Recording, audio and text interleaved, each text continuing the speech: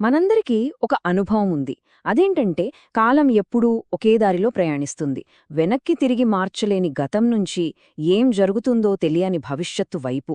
అసలెందుకిలా? కాలం ఎందుకు వెనక్కి ప్రవహించదు? ఈరోజు మనం వెతకబోయే సమాధానం ఇదే. అసలు కాలానికి ఈ ఒక్క దిశ మాత్రమే అందుకుంది. ఇది నిజంగా ఓ పెద్ద విశ్వరహస్యం. సరే, పదండి ఈ మిస్టరీ లోతుల్లోకి వెళ్దాం. ఈ రహస్యాన్ని ఛేదించడానికి మనం ముందుగా ఆధునిక భౌతిక శాస్త్రంలో ఉన్న రెండు మూలస్తంభాలను చూడాలి. ఒకటి, పెద్ద పెద్ద గ్యాలక్సీలను, గ్రహాలను వివరించే జనరల్ రిలేటివిటీ. రెండు, చిన్న చిన్న అణువులను, కణాలను వివరించే క్వాంటం మెకానిక్స్.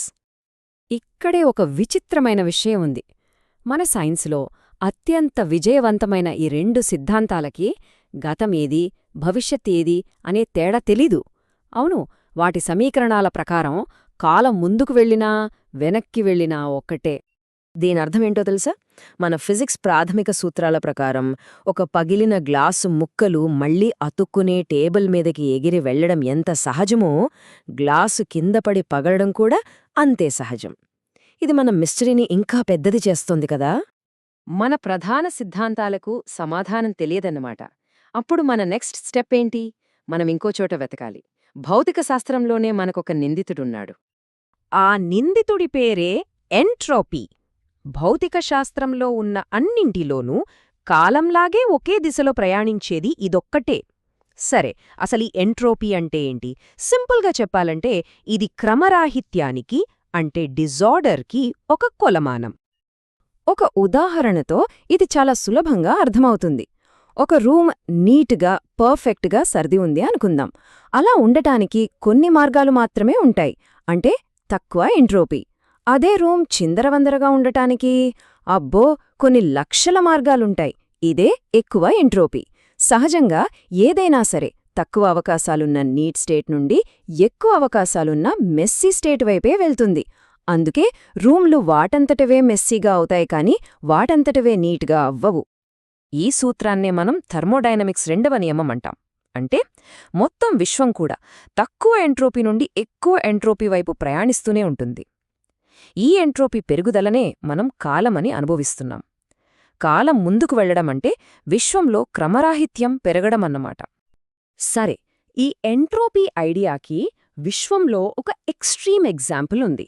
అదేంటో చూస్తే ఈ కాన్సెప్ట్ ఇంకా బాగా అర్థమవుతుంది. విశ్వంలోనే అత్యధికంగా ఎంట్రోపీని కలిగి ఉన్నది ఏంటో తెలుసా? దాని సైజుకి సంబంధించి చూస్తే మరేదీ దానికి పోటీ కూడా రాలేదు. అవే బ్లాక్ హోల్స్, అంటే కృష్ణబిలాలు. వీటిని మనం విశ్వం యొక్క అంతిమ ఎంట్రోపీ యంత్రాలు అనొచ్చు. క్రమరాహిత్యాన్ని గరిష్ట స్థాయికి తీసుకెళ్తాయివి. ఒక బ్లాక్ హోల్ లోపల ఫిజిక్స్ రూల్స్ తలకిందులవుతాయి. స్పేస్, టైం వాటి రూల్స్ని మార్చుకుంటాయి. అక్కడ సెంటర్లో ఉండే సింగ్యులారిటీ అనేది ఒక ప్రదేశం కాదు, అదొక భవిష్యత్తు క్షణం. అంటే ఒకసారి లోపలికి వెళ్ళాక వెనక్కి రావడం అసాధ్యం. భవిష్యత్తు వైపు, అంటే ఆ సింగ్యులారిటీ వైపు ప్రయాణించాల్సిందే. ఇది కాలప్రవాహానికి పర్ఫెక్ట్, ఎక్స్ట్రీమ్ ఉదాహరణ. ఇది మనల్ని ఇంకో పెద్ద ప్రశ్నకు తీసుకువస్తోంది: ఇన్ఫర్మేషన్ పారాడాక్స్.